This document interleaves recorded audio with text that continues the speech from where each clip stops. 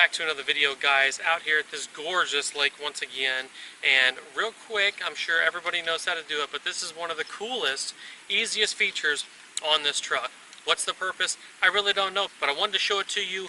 Key fob, open the windows, super cool. Alrighty, so we're going to take our key fob, and let's say we're leaving the store, it's hot, we want to roll the windows down, we're in range. We don't want to auto start, turn the air on, we just want the windows down. So basically, you're going to hit the unlock button once.